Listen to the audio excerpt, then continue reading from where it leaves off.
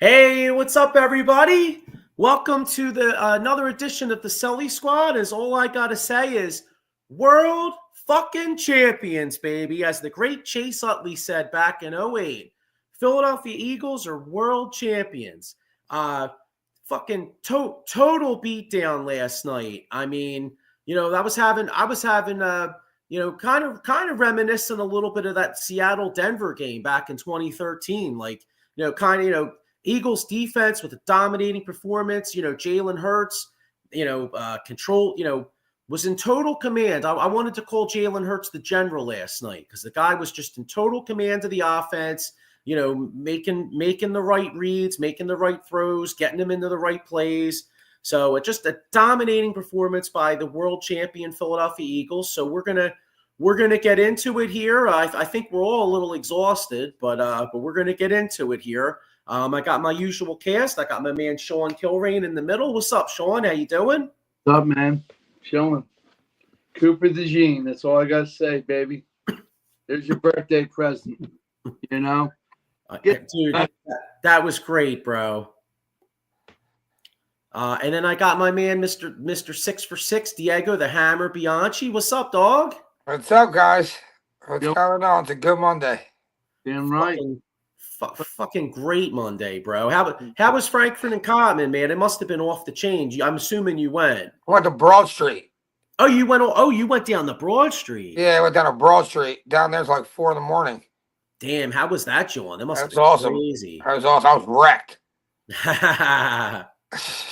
Yeah, we went to. So I watched the game at Bob's VFW, the VFW in Horsham with Bob, and it was like me, Bob, Patrice, John Croft, two of their kids, Keno and Eric came out, and it was lit up in there.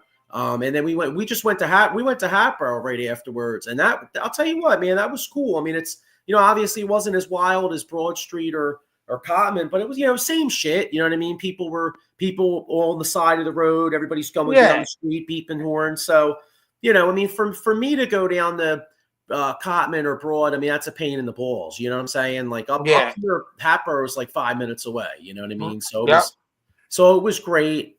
Now here's my man Keno right here. We watched the game. Keno says, "Go Eagles." What's up, dog? Let's go. Birds, baby. PTM says figured. Okay. Figured we won. What's that?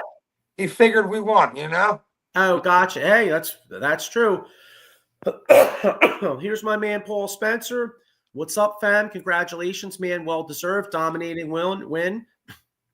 I'll say it. Fuck it. Fly Eagles fly. Respect. Yeah, respect to you, Paul. I mean, we all know Paul's a huge Cowboys fan, but I mean, guy keeps it real and gives credit where credit's due. So, but just like what a dominating performance. I mean, look at it. Looking at some of these numbers here. I mean, time of possession 36-58 to 23, and the total yard, first off, most of the Chiefs' yards were like garbage time. I mean, total yards, you got the Eagles 345, the Chiefs 275. But the bottom line is, what did the Chiefs have? Like 40 yards into the third quarter? Yeah. So just a total domination. I've never seen. Actually, I'm looking at it right now. They have a replay of the game, and in the third quarter, Pat Mahomes had 61 yards passing with 4 minutes left in the third quarter. Chiefs were able to get in no rhythm. And honestly, a lot of that was the Eagles' defensive line. I mean, you want to talk about Josh Sweat. Josh Sweat dominated. Milton Williams. I mean, they all dominated. They all Josh Sweat. dominated. You could have made an argument that either Sweat or Milton Williams could have been MVP. Yeah. You know what I mean? Absolutely. You know, I mean, Milton Williams had what? 2 sacks, sack fumble, and then Josh Sweat had 2.5 sacks, I believe. Yeah. Hunt had a sack. Who? Hunt. Oh yeah, you know that kid's becoming a football player. And you know who else is a good football player? That Ojamo. Yeah, he gets time too. That kid Ojamo. I did I send that to you, Sean? It was like Ojamo had like top like I think it was Ojamo and Milton Williams both had like 27% like pressure rates or something. Like they led the team. Like they were in there. They were in there constantly. Yep. Didn't I say like Ojomo, Milton Williams? I mean, like when I'm watching with my brother, I'm like, damn, this front four is just eating and rotating and just whipping Patrice. Oh, I'm sorry, Patrick. It was great. And just the icing on the cake, Fangio, man, just silencing them. And he's no more 0-8 anymore, you know. And we got him next year and probably the year after that. So, yeah, got a comment here. Kurt McGirt says very well deserved. I figured they would win. I didn't think they would dog walk them like they did.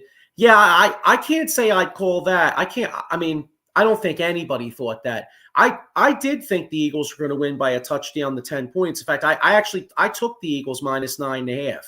I put the balls on the table because I just had a feeling that, like, to me, this Eagles team has some similarities to the 2013 Seahawks with how they're built. Like, you know, good secondary, really fast defense, and they really matched up well with the Chiefs. I mean, the Chiefs O-line, I mean, their O-line just got abused, you know? Yes, it did. Here's our man, John Croft. He says, awesome time hanging out and watching the Birds domino, baby. Or dominate. Hell yeah, man. It was great. Great time. Yeah, we were going nuts. Yeah, I mean, what a performance. And here's another one too. Like, you know, if coming into that game, like if I were to tell you that Saquon Barkley would have like 20 some carries for 50 yards, we probably would have been a little concerned. Right. But it's amazing. Didn't matter. Have them focus on him, have not one of his best performances, but everybody else eats. Devontae with that catch, that was beautiful. A.J. Brown, you know, and kind of Jahan Dotson with a few big catches there. Yeah. You know, I'm curious to know what happens to that ref that called that shit-ass pass interference, but oh, I know. I was like, here we go. Yeah. You know, everybody was like, here we go. That's for another day. It's going to be interesting, you know, but just sheer dominance, like everybody's saying in the comments and what we're saying, the defense, man. Zach Bowen signed the man. That's all I got to say.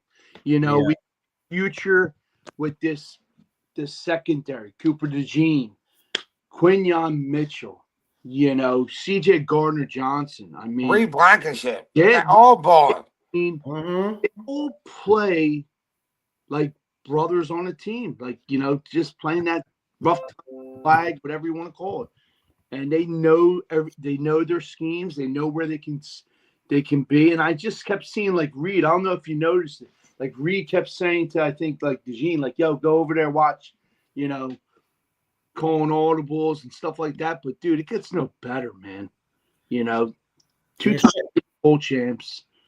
And I can't wait to see what the draft brings and next year brings. You know, it's something. Yeah, and you know, shout for, you know, I'll tell you another guy that's a little unsung guy. Shout out to Oren Burks. Yes. I mean, you know, Nakobe Dean gets hurt, and you know, we were all. I mean, you know, that was very concerning because Nakobe Dean was playing at a really high level. Mm-hmm. Burks comes in, honestly, didn't really miss a beat. In fact, he played the most snaps on the defense last night. Really interesting. Yeah, I heard. Yeah, they said that on the radio. And I got one here. So obviously it's the Eagles' second Super Bowl. In my opinion, I'm going to ask a question in a minute, but in my opinion, it puts us at the NFL big boy table. But not only that, okay. Yeah. Now listen to this. The Eagles were 2-2 at one point. Since that point, this football team went 16-1. All right. And looking at these numbers, teams that won the Super Bowl and conference championship by 18 plus points in the NFL in the postseason. Listen to the company that the 2020 Philadelphia Eagles are with. The 84 49ers of the 49ers dynasty, the 85 Bears, and the 1989 San Francisco 49ers. So the bottom line is, maybe, I know we're Eagles fans and sometimes you don't want to come off as homerish, you know what I'm saying? But looking at a 16-1 piece and this domination, we may look back at this Eagles team in this particular year as one of the most dominating years in the last 30 years of National Football League. Yeah. Yeah. I mean, think about it. You know what I'm saying? And there's a part of me that feels bad, not feels bad saying it, but there's a part of me that's like, all right, Joe, maybe you should calm down, take the Eagles goggles off. But I really don't think I am. I mean, because I'm looking at these numbers and this football team fucking demolished, they literally demolished the last two teams they played. They set an NFL record, 145 points in the postseason, all-time NFL record. All right. And, when you're being mentioned in the same breath as like the 85 Bears, the 89 49ers, and at one point, the bullshit, the Chiefs with that bullshit garbage time, at one point last night in the late third quarter, the Eagles defense was on a statistical comparison with the 85 Bears and the 2000 Ravens. They were right there. They wound up, because of the bullshit at the end, they wound up finishing up a little bit behind 20-02 Tampa. But the bottom line is, who cares? When the game mattered, they went out there and bitch slapped the modern day dynasty of the Chiefs. Yep. We fucking dominated them, dude. Stopped that three-peat. Not once, twice, and it gets no better than that. Two great quarterbacks, Yeah, I agree with this. I don't know if and the other thing is too, they didn't even blitz. They had 6 sacks with no blitzing. Yes. You know what I'm saying? Mm-hmm. But Brian Orgarity with a comment here. He says, hands down, and I said it as the third quarter was expiring, single-handedly the best defensive performance in a Super Bowl. Take out the garbage time yards and a touchdown. Yeah, it was 34-0 at one point. Yeah. And you know what? I think I actually do agree with Brian, because here's the deal. 85 Bears played a New England Patriots team with freaking Tony Eason and Steve Grogan. Tony Eason and I think Steve Grogan were their quarterbacks. Yeah. That team blew. I mean, they didn't blow, but they were like a 9-7 wild card team that just got hot. You know what I mean? 89 Niners kicked the shit out of Denver. That Denver team was basically Elway, and they had a young Bobby Humphrey, but that Denver team wasn't that good. You know what I mean? And the 2000 Ravens played a Giants team that had Kerry Collins as their quarterback. This Eagles defense did this shit against a guy that's tracking to possibly be the greatest quarterback of all time behind Brady. They did it to Pat Mahomes and Andy Reid, one of the greatest play callers in football history. You know what I mean? And so defensively, I agree with Brian. I think this might have been the best defensive performance in Super Bowl history. In fact, remember when people used to do the memes of Reed when he was looking at the chart? So my buddy Paul sent me, it was Reed, and it showed he was looking at the Waffle House menu. That's what it looked like last night, though. You know what I mean? You could break out those. You couldn't talk shit on him the last few years because they were beating everybody's ass. But last night it looked like he was trying to order some food. Yeah, he couldn't do shit. You know what I mean? Got a comment here. John Croft says, as much as Mahomes was on his back, he was looking like a drunken prom date. Yeah, he was getting hit, man. Yeah. So what else stuck out to you about? Oh, hang on, one more. Brian Orgowdy with another comment. He says, "Hey, hats off to Kellen Moore and Nick Sirianni for sticking with Saquon in the run game for the entire game." I was thinking that just keeping that threat was really big. What They do you have got? 25 carries, Yeah. 57 yards. Yeah, he didn't do much, but just having that threat, opens up the passing game, and And having his presence says a lot. Like you said, it draws it all to kind of him, and then focus on Dotson. AJ, Dallas. I mean, and poor Johnny Wilson. No wonder he led the damn FSU in drops. That goddamn, I could have caught shit. I'm like, I said to my brother, "Are you serious, dude? As good as you are, that grease on your hands." yeah, man, yeah. Well, you know what, maybe hey, he was like, we're beating their ass enough. It's all good. You know what I Yeah, mean? it didn't matter. But yeah, I mean, so for me, the defense was the big thing. No one, Sean, you sent me this. Another guy that deserves some credit. That when you win a Super Bowl, obviously, the head coach gets the credit, the quarterback gets the credit, all that. Defensive coordinator. Here's a guy right here, Eagles defensive line coach Clint Hurtt. Because you look at the improvement of guys like Nolan Smith. I mean, what a stud! But look at the improvement of Nolan Smith, Milton Williams, the kid at Jumbo, 7th round pick from last year. I mean, he was making plays. Like you said, Jalix Hunt. I mean, all these guys really took a step up in their play. And what's the difference? Well, you bring Fangio in, and you bring this guy, and then it seems like these guys are really getting developed. So shout out to Clint Hurtt, because he's doing a hell of a job. Yeah. And trying to think like anything else unsung about the game, stick out to you guys. Jake Elliott making field goals, not missing, making him Elliott. That was nice to see. Yeah, that's true. I mean, he had a 48-yarder and a 50-yarder, and you're right. Yeah, because when it was only 7-0, I forget how, wasn't it when the field goal he made to make it 10? That was what, like a 40 some yarder? Well, it was 43. It was 43. Then we got a flag, and it ended up being a 48. Yeah, looking back at that I know we kicked their ass, but that was a big kick, because if he misses that there, all of a sudden it's only 7-0, and you've been dominating the game. That's the kind of shit that could change the momentum, and all of a sudden the Chiefs come down and score, and you're like, oh crap, we should have been kicking their ass. You know what I mean? Yeah. Here we go. Brian Gary says the edge rusher keeping their lane on the rush, forcing Mahomes to move up the pocket and eliminating his scrambling passes. Yeah. That was big. I mean, this defense was just coached so well. You know what I mean? Technique, and just great collapse in that pocket. Just he said, I mean, it gets no better, man. And then, like we said earlier in the season, proper rotation.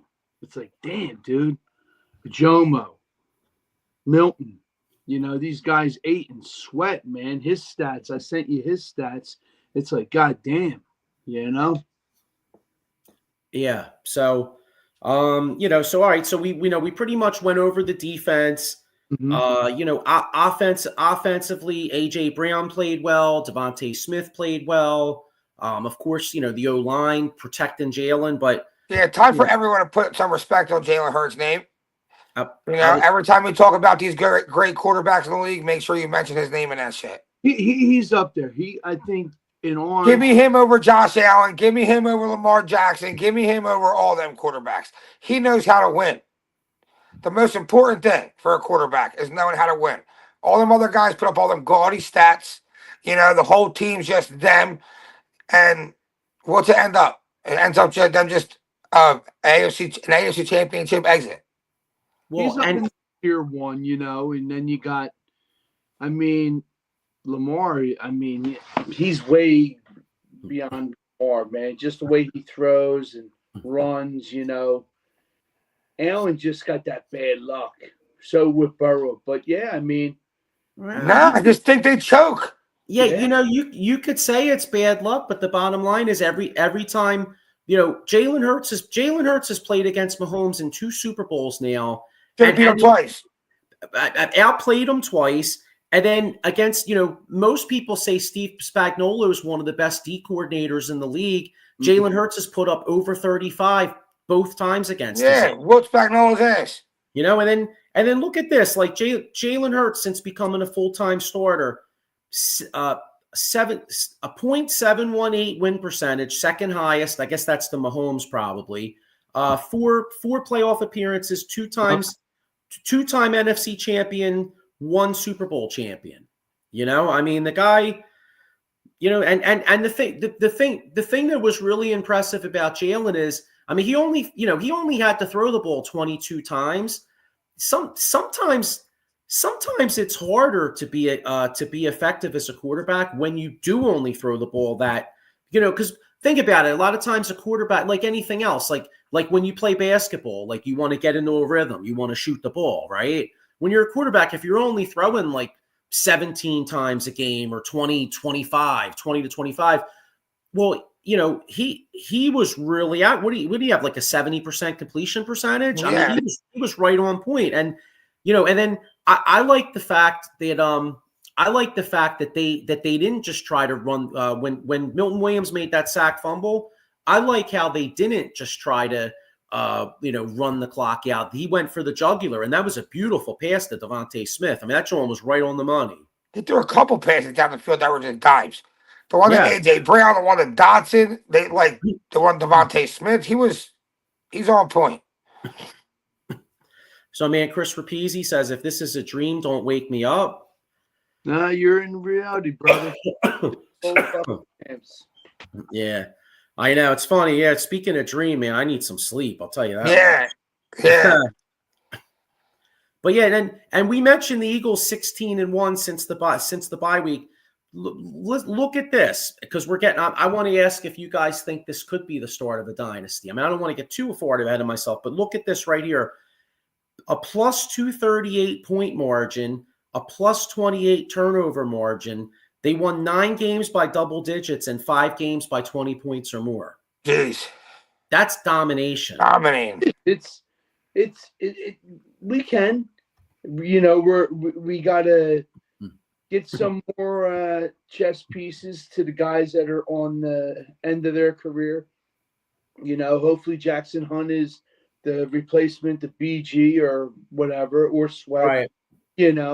This draft is rich, so I see how he's working his magic.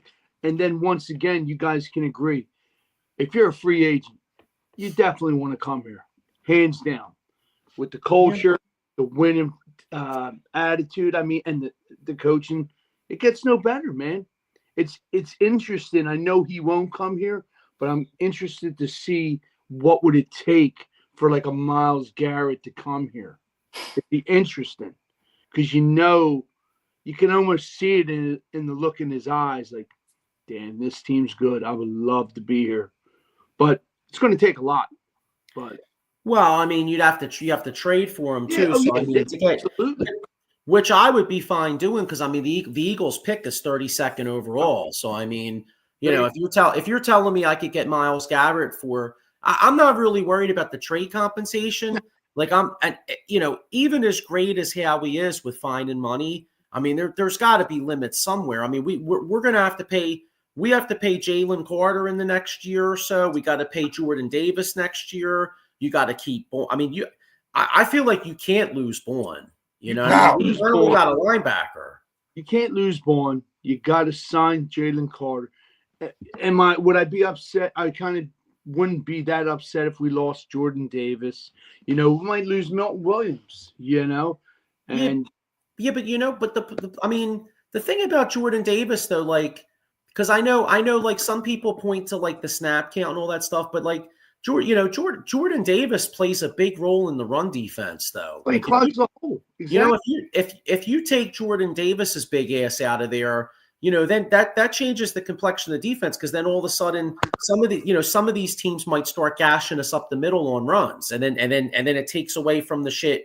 Because one of the reasons our defense is so effective is that we're really good against the run, which makes a lot of these teams one-dimensional. Yeah.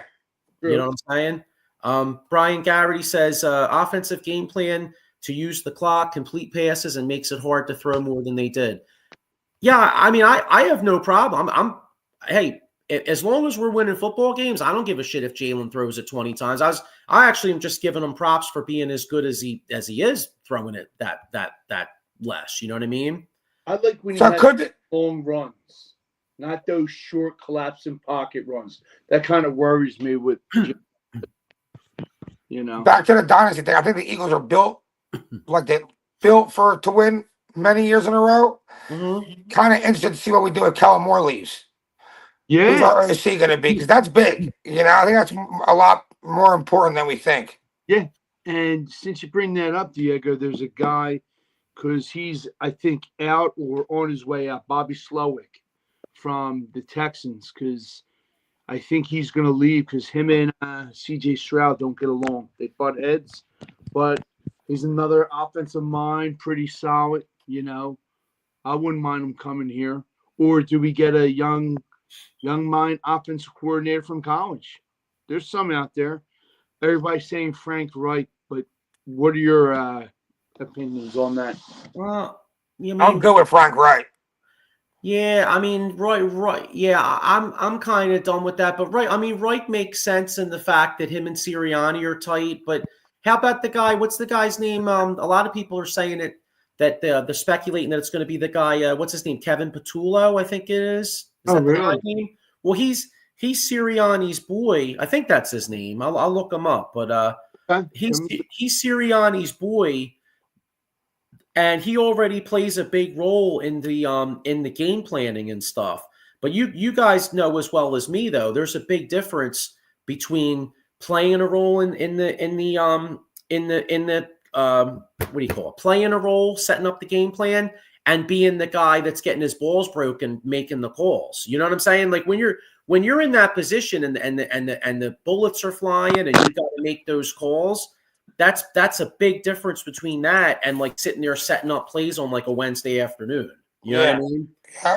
You're in the hot seat. So yeah, I mean that is a concern. I mean that's the kind of stuff that can derail a quote unquote dynasty, because we saw it last year with what's his face? Gannon and Steichen when they left after the Super Bowl, all of a sudden, it wasn't nearly the same. I mean, the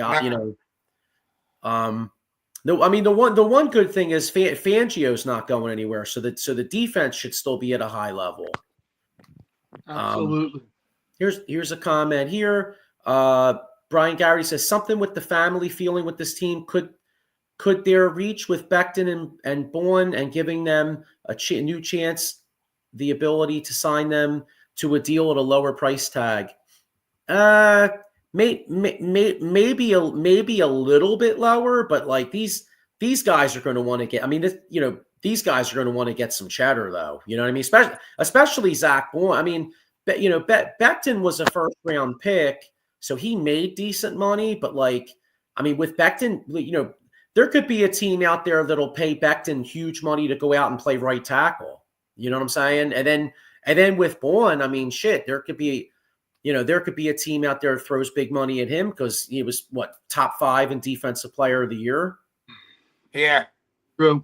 But I mean, I agree with Brian in the fact that like if the money's close, like say it's a difference of like a mil or two, these guys may stay here because they want to win. I mean, that could be it. But if it's a huge difference, these guys are probably like, well, shit, I want to join. I got to go get paid. Right. They kind of like the guys that be loyal. What's that?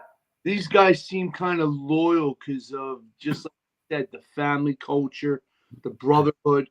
I would want to stay, kind of see what they would offer me, and I think they would offer him something nice. But like you said, you never know. Well, and it goes into like we were saying, it goes into the difference. Like, if the Eagles are offering, say, I don't know, 14, 15 million, and there's a team out there that's going to give you 20, 21, yeah. You may want to stay in Philadelphia, but you're like, damn, dude, like that's a lot, and that's a big difference. You know what I'm saying? Like, that's like one of those things where even though like the three of us are boys, that's like one of them Johns where like, yeah, Joey, man, I'd love to stay with you, bro, but 6 million. You know what I'm saying? Yeah. So we'll see. I mean, I think Howie will get it done, though. I mean, I think I would be shocked. Bourne's been I would be shocked if. See, I think that Becton and Bourne will both be signed. Sweat, I'd love to keep Sweat and Williams, or at least one of them, but I think Sweat's the guy that's definitely going to go because he just hired Drew Rosenhaus, so he wants to get some paper. And even though he sucked balls this year, Bryce, but the Eagles are paying Bryce Huff like $17 million a year. And Yeah. He looks like a bust, but I mean the bottom line is he's making 17 mil. You got to play him next year. Got to find a role for him. Well, it could be one of those things where things just didn't work for him this year, but maybe with OTAs and the off season and stuff, and him coming in with like a new attitude and a new sense of purpose, maybe they could find a way. He might not be your full time end, but maybe what you do is he's like a you kind of realize you fucked up by paying him so much, but you have him come in and just rush the passer on third downs. And maybe he could be effective in that role because that's what he did with the Jets. I mean, with the Jets, he didn't play full time. They brought him in on like third and long, and he would just he would just fire off the edge. Right. So maybe next year you do that shit with him, and maybe he can be a little effective. True. So I don't know. I mean, we'll see. But yeah, what do you guys think? So obviously we're talking mostly about the Eagles. What do you think going forward from like Kansas City's perspective? Like as far as like they were going for the three-peat. They got their ass kicked yesterday. People are saying Travis Kelce could possibly retire. How do you feel about them? Because I'm looking at odds for the Super Bowl next year, and like they're still like up there as they're always going to be one of the favorites because of Mahomes. But right. Do you guys think that maybe this Chiefs dynasty, like maybe the Chiefs are going to have a year or two step back because their O-line blows? You know what I'm saying? Like they need some weapons on that team. Yeah, they have no weapons. What do you guys think going forward from a Chiefs perspective as far as like, how do you think they're looking going? I think you're always in good shape when Mahomes is your quarterback. You know what I mean? It makes it easier for you to get back in to the top. I mean, they're pretty much they still made the Super Bowl and they're not even that great, So it shouldn't be that hard for them to improve their team and be right back in the thick of it,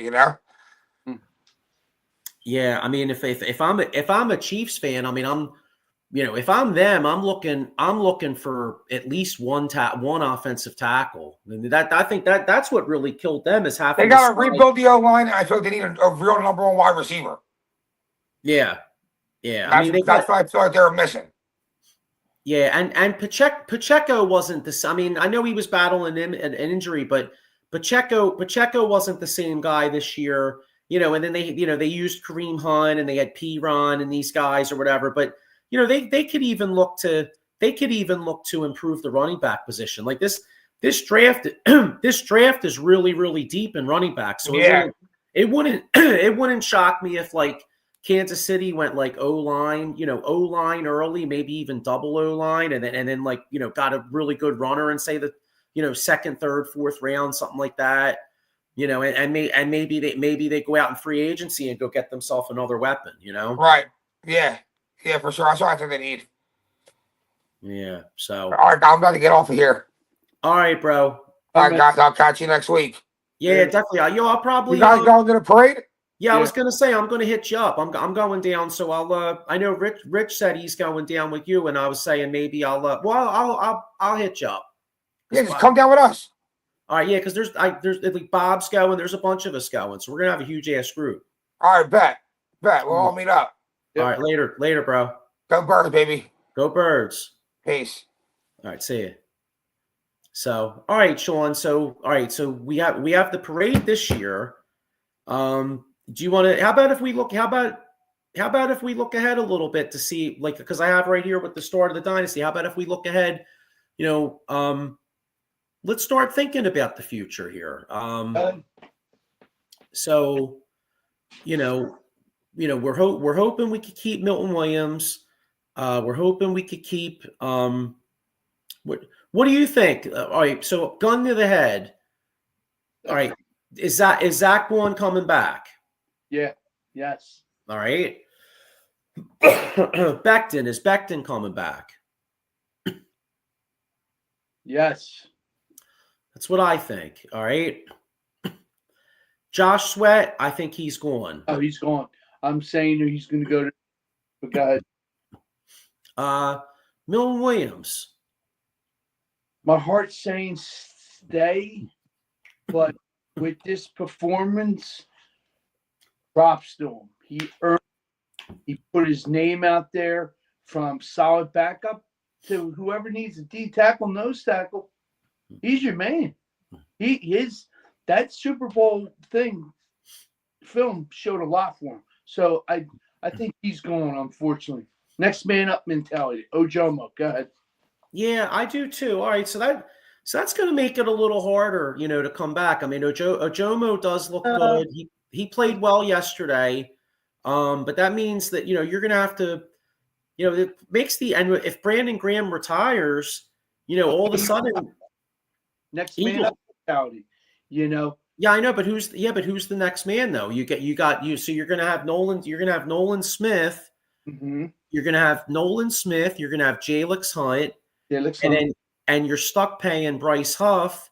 You're going to need another guy, whether it's draft or free agency. So you're going to need another. I would say they probably would sign a vet, but all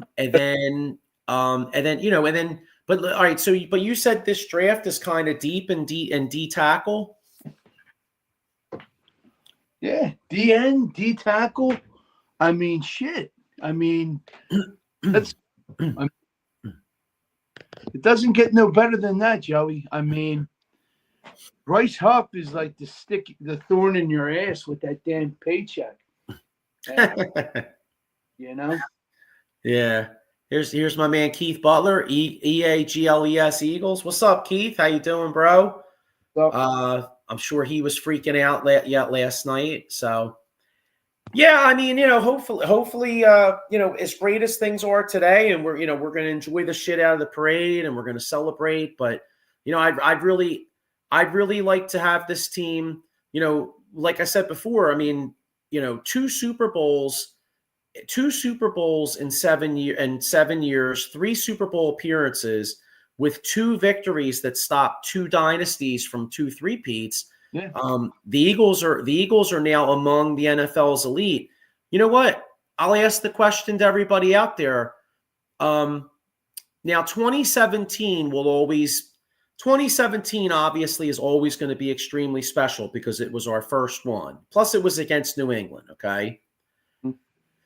I'm going to make kind of like a little bit of it could be a controversial statement, but because I feel like this Super Bowl cements our legacy as being a top franchise and being part of the big boys, I contend that this Super Bowl to me is actually bigger than the first one. I know the first one was great because that was our first one, but in my opinion, this Super Bowl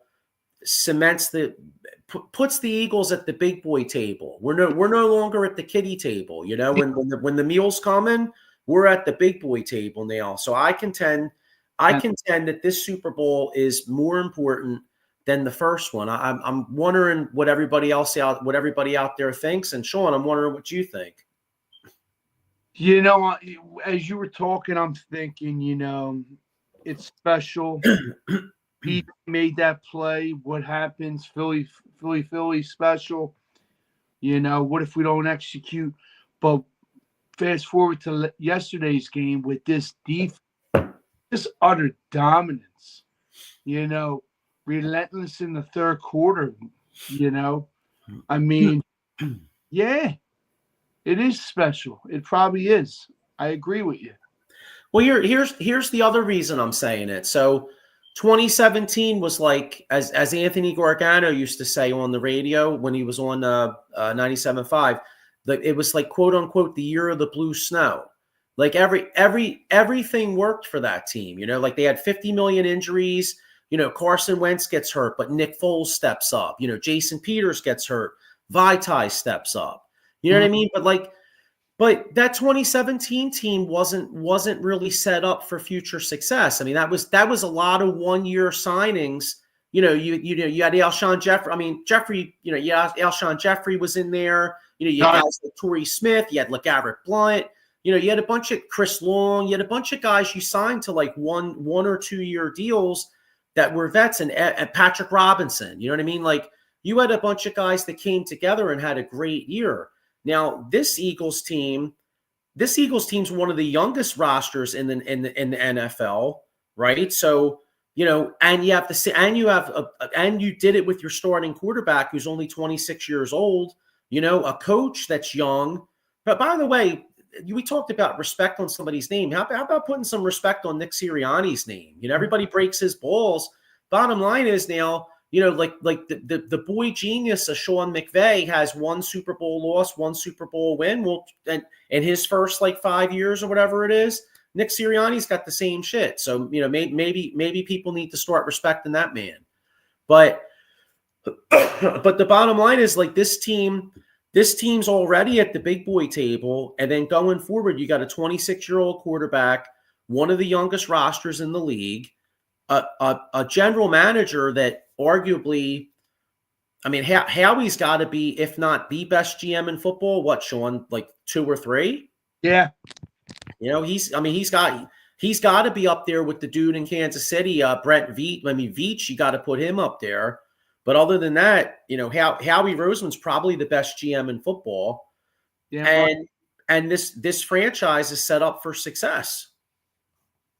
To me, last night's win was the biggest win in Philadelphia Eagles franchise history, in my opinion, because had we lost last night, we would have been 1-4 in Super Bowls.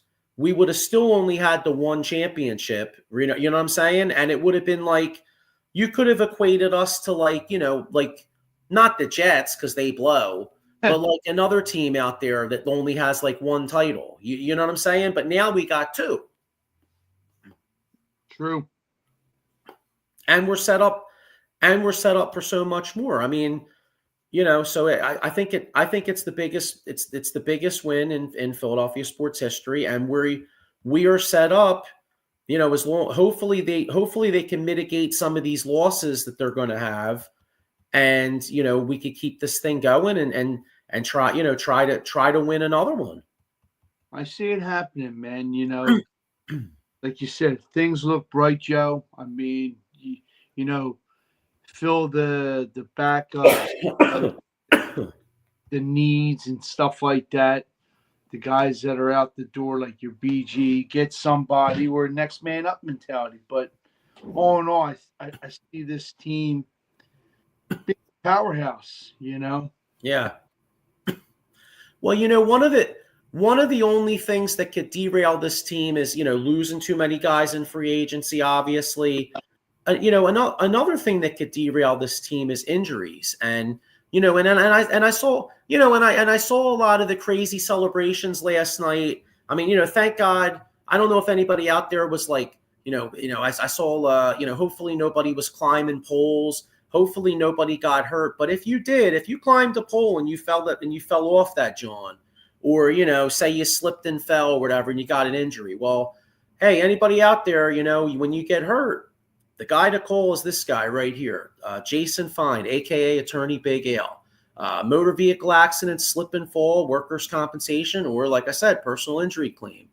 He's got 3 offices throughout Pennsylvania, New Jersey, 1 in Philadelphia, PA, 1 in Cherry Hill, and 1 in Pittsburgh. Well, Pittsburgh used to be a football powerhouse, but they don't have to worry about celebrating too much out there in Pittsburgh. They're in the land of mediocrity right now, those Steelers. Yeah. But in this part of the state of Pennsylvania, the city of winners, we might have to worry about people celebrating and getting hurt. You know what I'm saying? Yep. Let me get a comment here. Here's our man Joaquin Stable, aka Kino. Howie is a mad scientist and a genius rolled in one. Yeah. That's true, man. I mean, Howie, it's funny because like you mentioned Myles Garrett, and I'm like, how are we going to find a way to pay him or whatever? But Howie Roseman's almost like that Oprah meme back in the day. Remember how Oprah would be like, you get a car and you get a car. That's like Howie Roseman with like fucking finding guys like all of a sudden he's like, oh, Saquon Barkley, here I found like $20 in the couch. You know what I'm saying? I think he's going to work his magic since we're on that topic, of getting a surprise player. Yeah. Whether it be your Garrett or whoever's out there to fulfill and prioritize that need, So. Yeah. Well, hey, but that's the stuff that we're looking forward to. But for right now, it's all about celebrating. So when in the next, and what's really great too when you're well, there's so many things that are great when you win the Super Bowl, obviously. But one of the things that's awesome is like a lot of these other teams have had off seasons for like they've already been off for like a month and a half. Well, I mean, shit, free agent season, what, like 2-3 weeks? Yes. Yeah. So.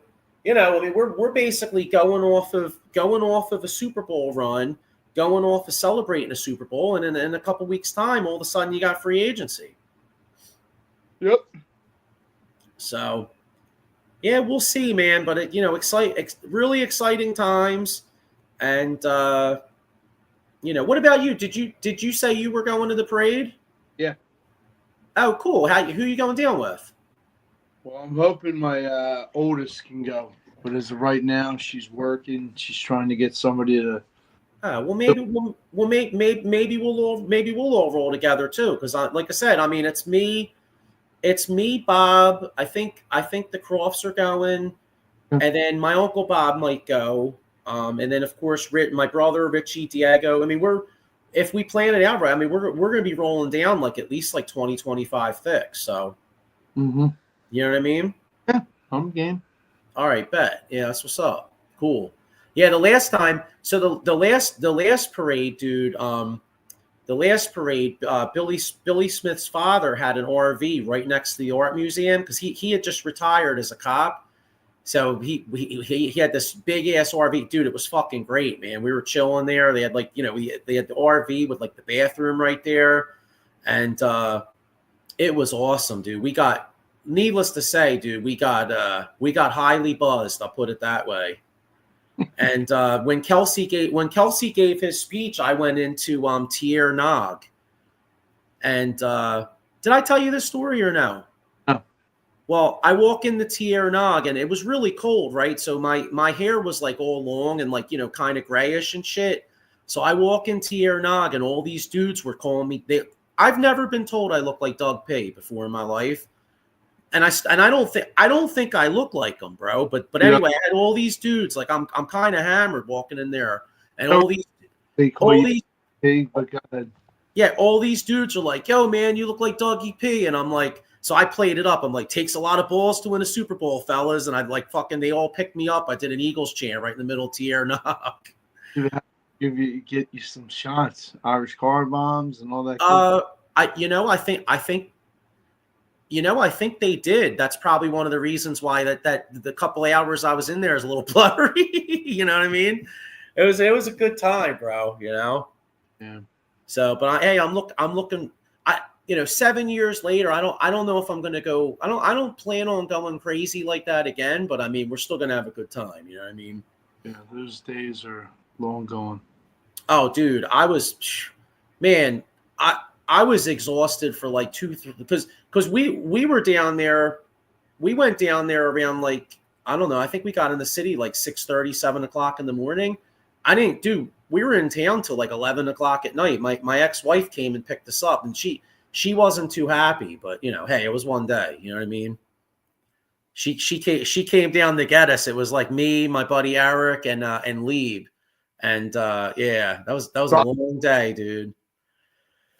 The most where did so one thing I didn't get into, where did you watch the game last night? at home with family. Oh, cool. Brother-in-law. Yeah. And yeah, man, it was awesome. Bittersweet, I know my dad always said, defense wins games, and boy was he right, man. Yeah.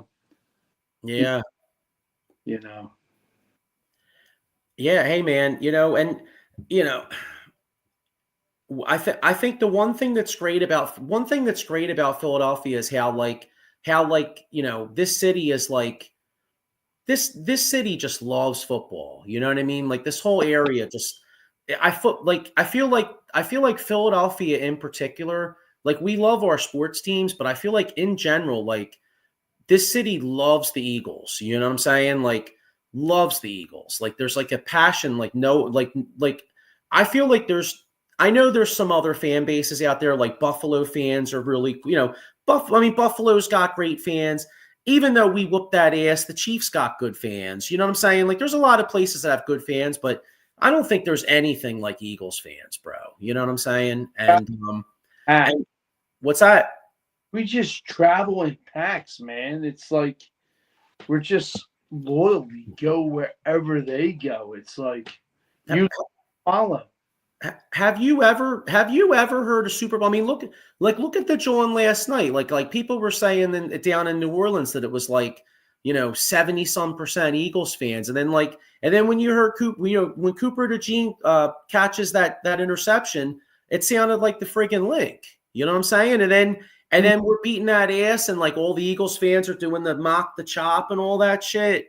I mean, that Eagles fans, I don't know, man. I feel like Eagles fans, like we should give ourselves a round of applause. You know what I'm saying? Because like we really are, dude. Like not only we got the best football team in the world, but I think the best fans in the world.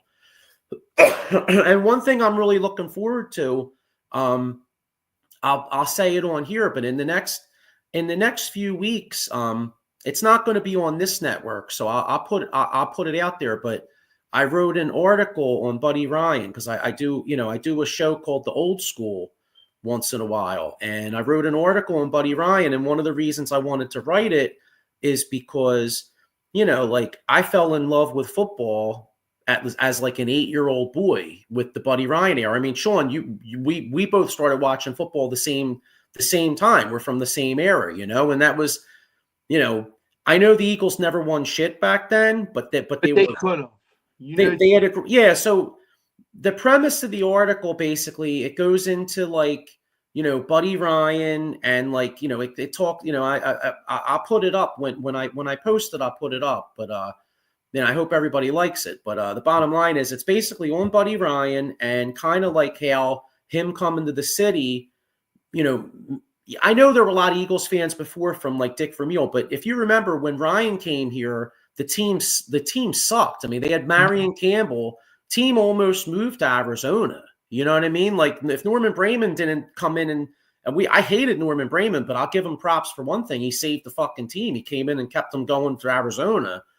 And, then Buddy comes here and brings like a brashness and a cockiness. And he was like perfect for the city of Philadelphia. And I feel like our generation like really fell in love with football and got the passion for the Eagles based off those Buddy Ryan years, like remember like we played the Cowboys and he did like the fake spike and like, shoved it up Tom Landry's ass, and then you had like the the body bag game and all that shit. So, Yeah. yeah. So anyway, so while this generation is the most successful, like ever since Jeffrey Lurie bought the teams it's been the most successful.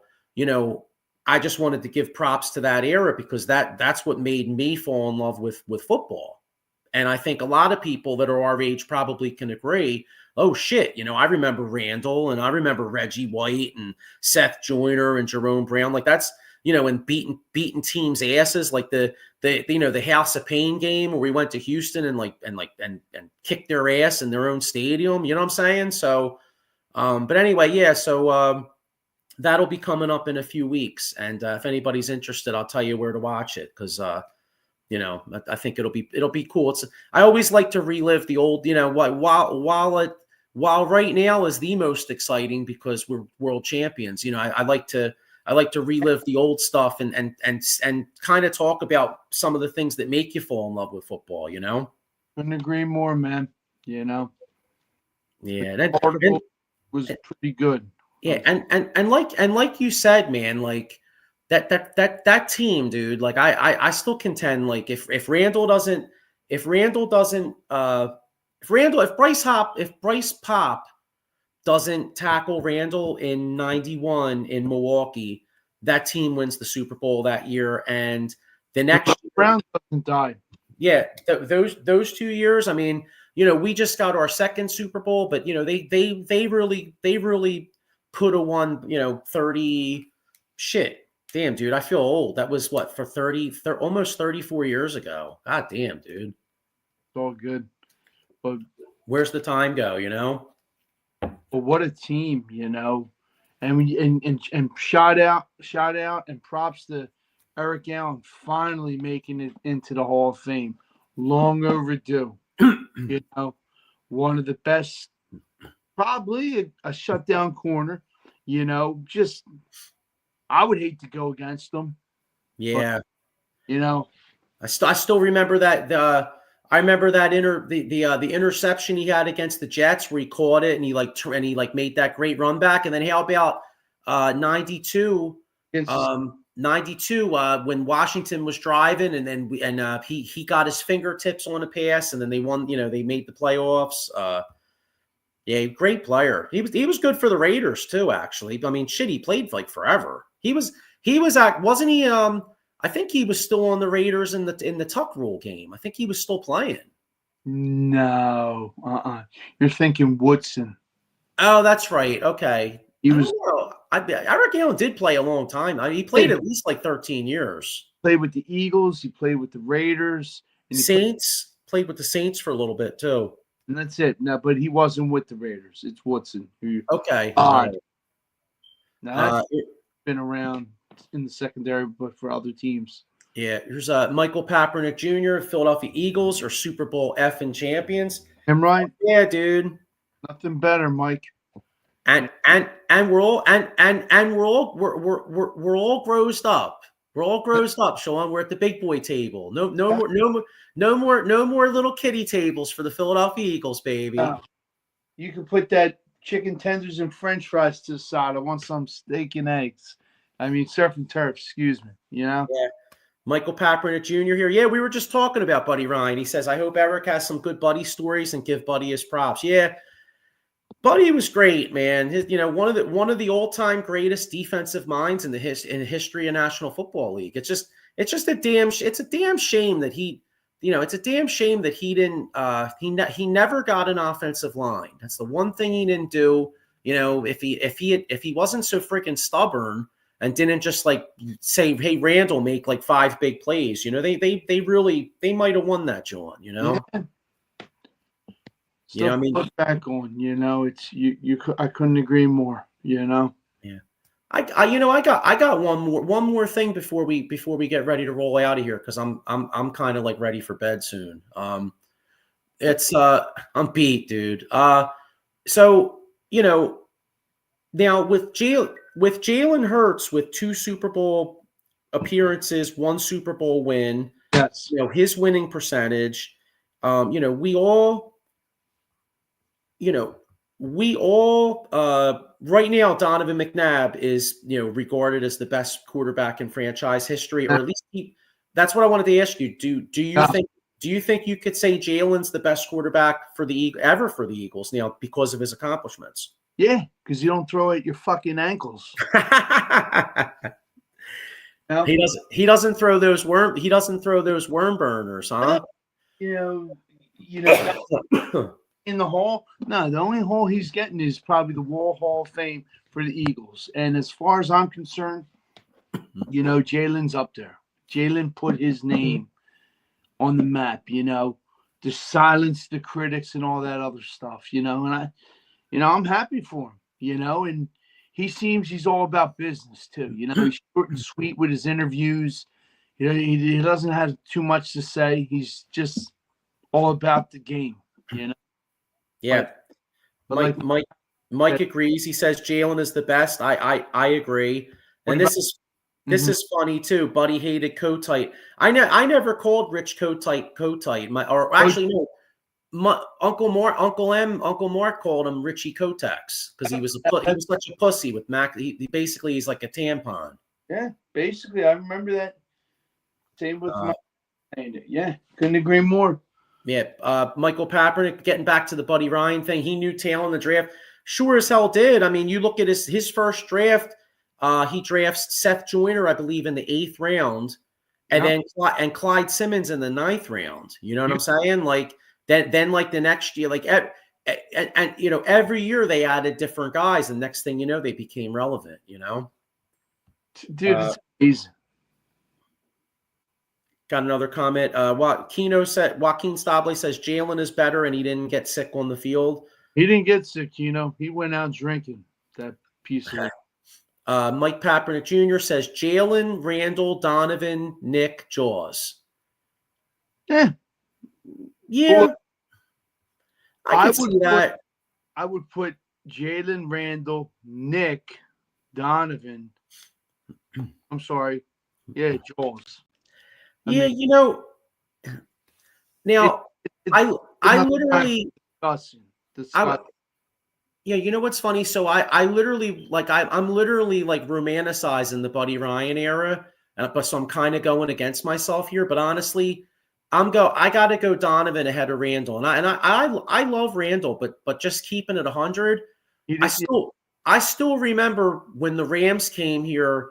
And the Eagles should have beat their ass. And the Rams rushed 3 dudes laid back in soft zones, and Randall couldn't figure out how to beat them. And then the next year, after we beat Washington's ass in the what do you call it, in the body bag, John, 2 months later or a month and a half later, they come to the vet and they lay back in soft zones, keep Randall in the pocket, and he got benched. So as much as I love Randall in the big moments, Donovan was much more clutch than Randall, and Donovan would fuck up in the playoffs too, but at least Donovan won. So we got Jalen, McNabb, Randall, Nick, Jaws. All right. Mike Kaepernick Jr. says Buddy would call Norman Braman the guy in Florida. We actually used to call him the guy in France. He was referred to as the guy in France a lot, but also Florida, because Florida, France, either way, you had no respect for him. I agree with this. Mike Kaepernick Jr. says Randall didn't learn how to be a quarterback till he got to Minnesota. Yeah, he was great that year. I'll tell you, I wanted him to win it so bad that year. Then the Falcons went there and beat him, and freaking Gary Anderson didn't miss a kick all year. They have a chance to ice the game. He misses what was it, like a 40-yarder or something like that? Yeah, that was tough, man. And that's a shame too, because that Super Bowl blew. That was a good Falcons team, but they got their ass kicked by Denver. I think if Minnesota makes the Super Bowl, I think they would have been a much better Super Bowl. Because that Super Bowl blew. You know what I mean? I think the Falcons won their Super Bowl by winning in Minnesota. And then when they got to the Super Bowl, it was it wasn't even a game. Denver bitch slapped them. Mm-hmm. So true. Yeah, Mike Packard says Norman Braman owned car dealerships in Florida. Yeah. I never that's another thing that I contend. if Jeffrey Lurie owned the Eagles back then within the Buddy Ryan era, Ooh. I think they win a Super Bowl because Norman Brayman, I mean, he was known as bottom line Brayman. I mean, shit, he used to make the guys buy their own socks. Yeah. You know? So, but anyway, hey, you know what? Those were the days when we didn't win shit. But guess what? We are the world fucking champions, baby. So let's get ready to wrap this up here. So what a day, you know. Eagles with the world championship. And Sean, what a time to be a Philadelphia sports fan, brother. Yeah, man. It's, you know, I'm lost for words. Tears of joy were out and about last night, you know, because I know my pop was looking down, you know, because he's the one that made me love this game, man. You know?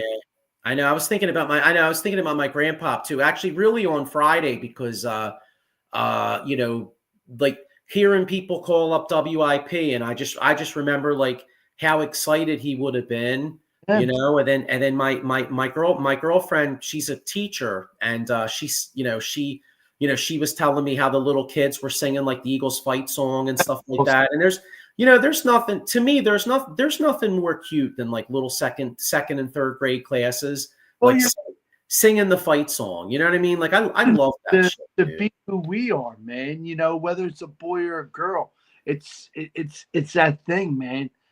And you know you're raising them right when they say Dallas sucks. Oh, it's great. You know, but like you said, yeah. And like he said before on a note, defense wins games. And boy, did you work your magic, man. It was something special.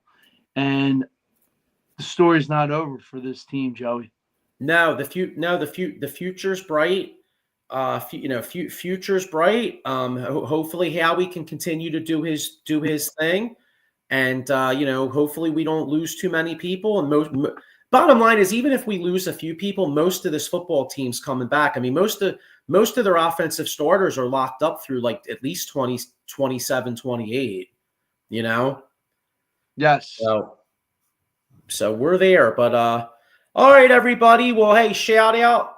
It's great to be a champion. You know what I mean? We've only gotten this. I'm 47. Well, no, shit, I'm not 47 yet. I'm 46. I'll be 47. I better stop aging myself, Sean. But I'll be 47. So, but I've only seen 3 of these. You know, I saw the 08 Phillies, and then of course 2017, and now this one. So, we got it. Even if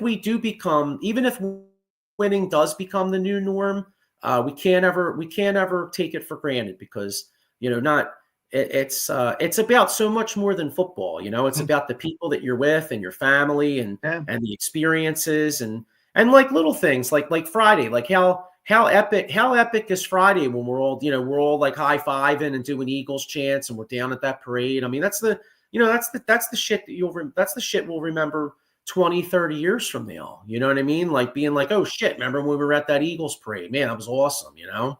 Pictures make memories, you know, and you know, I can't wait, man. I mean, yeah, so thanks to the Eagles, and I'm glad I'm glad Jalen got his props. I'm glad Nick Sirianni gets his props, and great things are ahead. So go Birds. Anybody that is going to the parade, enjoy it. And we'll see you all next week. Have a great week. Peace.